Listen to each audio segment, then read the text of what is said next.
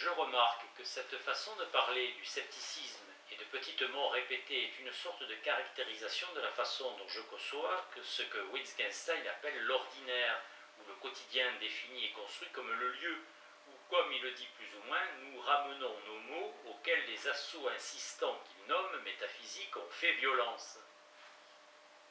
C'est l'emblème de la manière dont la philosophie trouve, de façon répétée et sans cesse, sa propre fin, à mesure que ses illusions, d'un sens supérieur, expirent une à une. Ce qui se passe là, lorsque la moralité n'est plus un champ d'études séparées, c'est l'immersion dans une ferveur morale. Nous nous mettons en jeu dans chacun des mots que nous prononçons comme si nous assumions la responsabilité du langage, en tant que tel, du monde partagé comme tout. Il n'y a rien d'étonnant à ce que les couples des comédies perfectionnistes trouvent aussi l'un avec l'autre, et seulement l'un avec l'autre, les occasions de jeux tapageurs et superbes, se rendant incompréhensibles aux autres. La suggestion est ici que le rôle de l'art dans le perfectionnisme est tout autant de faire écran à nos aspirations morales, ce qui veut dire à notre désespoir de ne les atteindre jamais, que de nous les rappeler. Et après, dirions-nous, que nous ne devrions pas causer des petites morts quotidiennes et que nous ne devrions pas utiliser les mots violemment en séparation d'avec nous-mêmes, ou dirions-nous que faire cela, c'est diminuer le bien commun? Ces thèses peuvent sembler indéniables, mais elles semblent être aussi indicibles. À qui pourraient-elles être dites? Le fait qu'elles expriment des observations à propos de notre comportement dans le monde, auxquelles il est impossible de répondre, peut causer une déception vis-à-vis du monde, en tant que, pour la vie morale, il serait une scène plus nuisible à la participation démocratique que l'est le cynisme moral. Le cynique a l'énergie de jouer le jeu, celui qui est découragé s'en détourne. Si cette déception indique une perspective morale, c'est parce que dans cette humeur-là, nous pouvons néanmoins deviner un autre monde, ou un état prochain du monde, libre des causes et de la force de cette humeur. Non pas, comme le dit Emerson, faisant écho à Kant, le monde avec lequel je converse en ville et dans les fermes, mais le monde que je pense. Comment l'intuition kantienne de l'humanité, comme vivant dans deux mondes, s'accorde-t-elle avec cette substitution d'un monde de déception au monde kantien, des inclinations en tant que l'autre du monde intelligible? C'est là un joli problème. J'imagine qu'un moyen de l'aborder est de reconnaître que dans les deux cas, le problème posé est de savoir comment rendre la volonté pratique. Dans le cas de Kant, la pensée manque d'un motif capable d'attirer la volonté. Dans notre cas, la pensée est repoussée par sa propre inefficacité, par son incapacité à causer le moindre changement.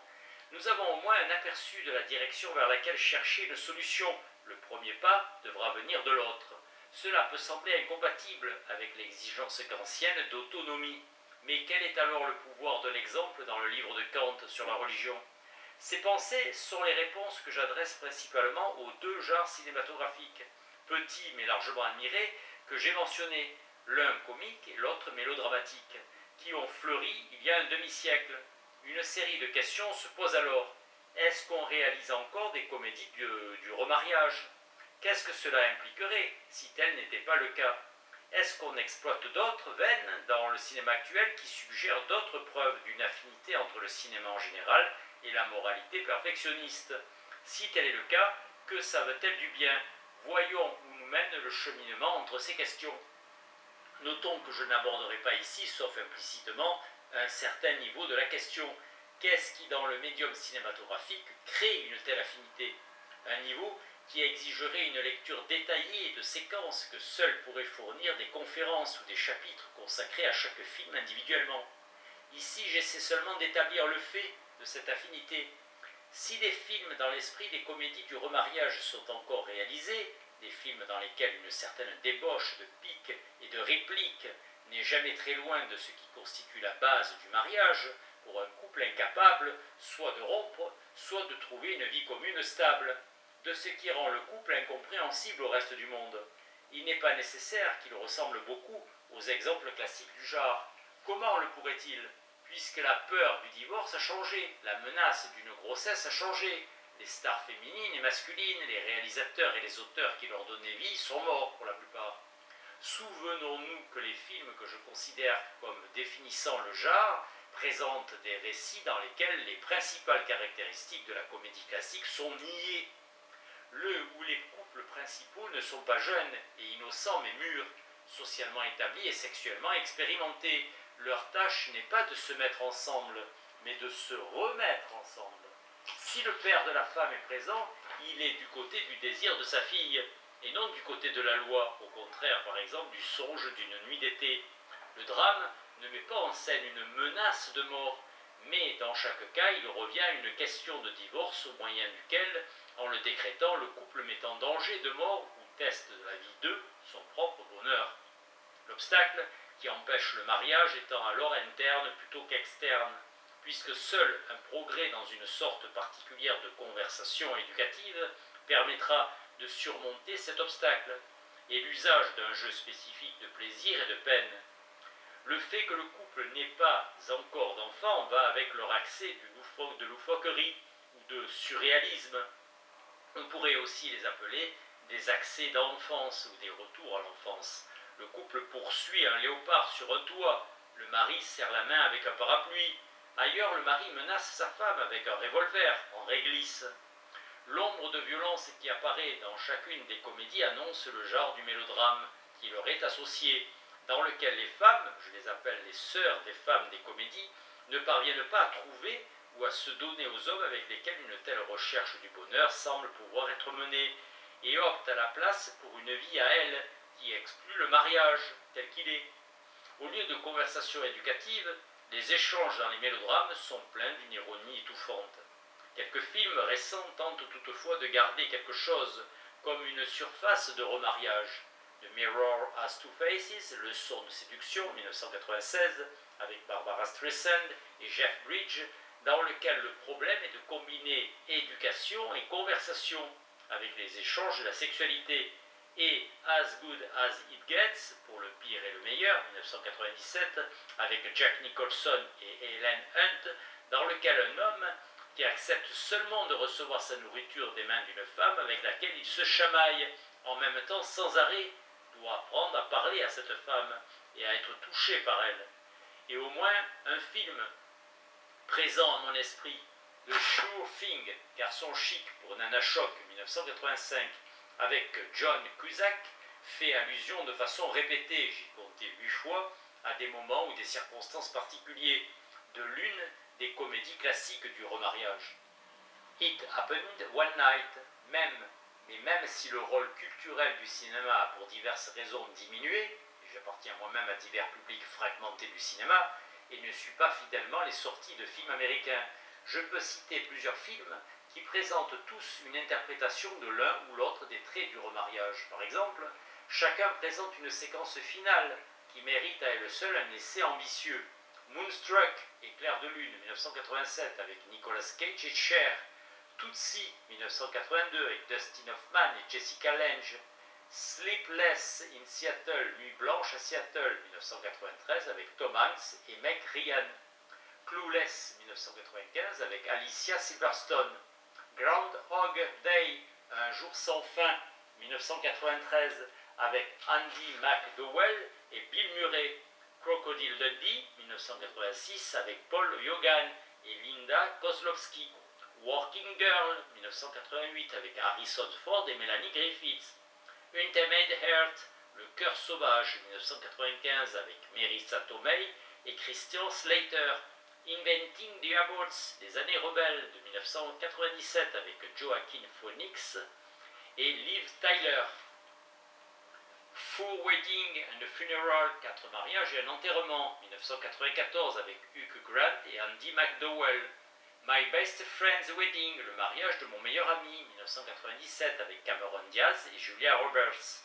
Everyone Says I Love You, tout le monde dit I Love You, 1997, avec Woody Allen, Goldie Hawn et Julia Roberts.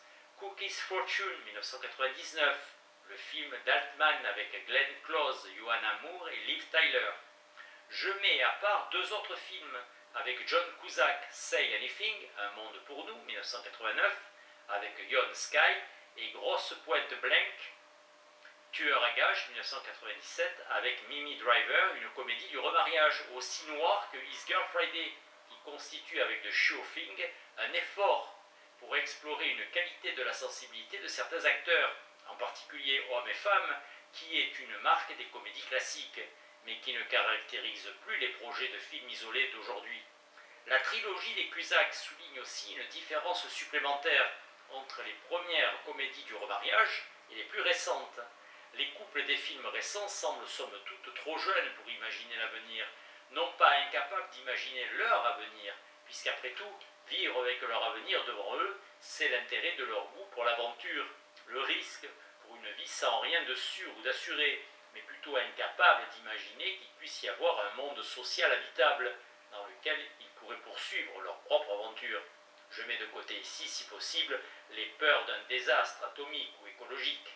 C'est une incapacité à imaginer ce que Nietzsche veut démontrer lorsqu'il dit que la philosophie, si elle doit continuer ou plutôt advenir, devra être du futur, ce qu'Emerson veut dire lorsque, suivant cela Wordsworth et Milton, il appelle de ses voeux un jour nouveau, une nouvelle aurore à midi, une conviction renouvelée qu'un véritable changement des conditions d'existence humaine est possible, que ces couples ne sont pas voués à souhaiter la répétition sans changement des institutions, au centre desquelles figure le mariage, qui ont produit la situation actuelle d'immobilisme et de tristesse élaborée pour eux par la génération antérieure.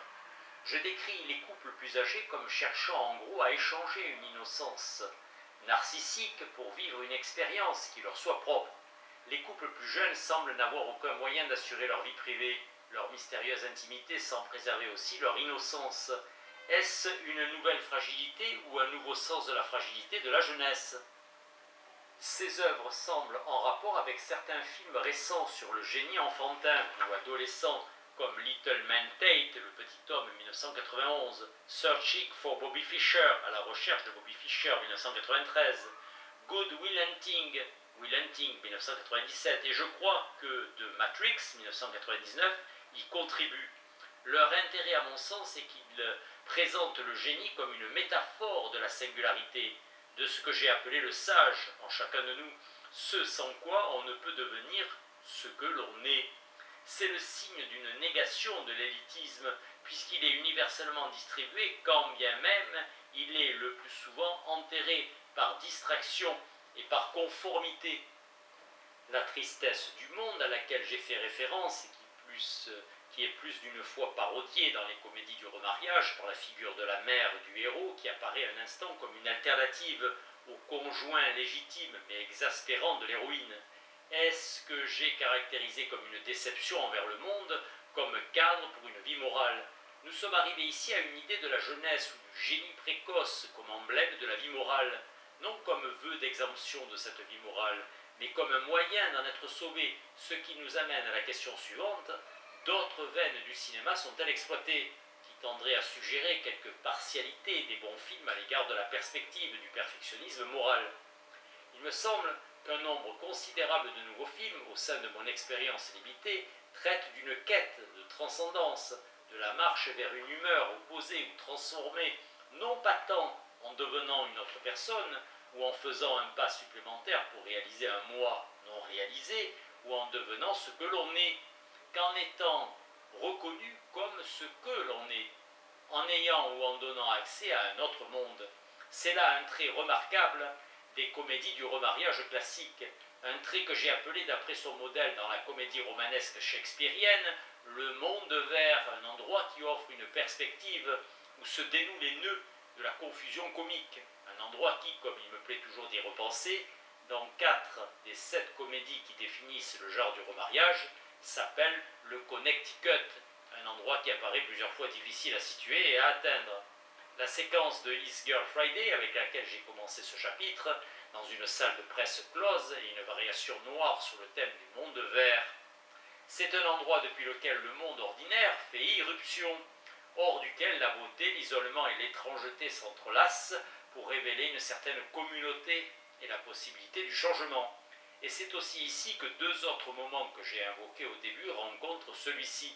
La femme du film de Romer et ses caractéristiques des 4 contes de saison du même Romer découvre à un moment et à un lieu de sa vie apparemment sans événement particulier, un événement dont nous comprenons qu'il a pour elle le pouvoir de la conversion, ce que je pourrais appeler l'étoffe de la transcendance.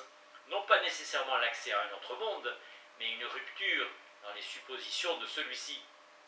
L'enfant du film de Jarmusch, qui inflige comme une blessure invisible au tueur de son ami depuis une identification avec cet ami décédé, marque la synchronie de deux mondes. Cet ami avait vécu selon le code de ce qu'il appelle un monde antique, celui des samouraïs classiques, comme il a appris d'eux, et il accepte d'être tué en tant qu'appartenant à ce monde, en appelant presque son extinction. Mais l'enfant a absorbé et donc renouvelé, grâce à l'amitié de son ami et au texte qu'il lui a transmis, un texte intitulé Rush Homon, le sentiment qu'on ne doit pas laisser le monde actuel représenter tout ce que nous désirons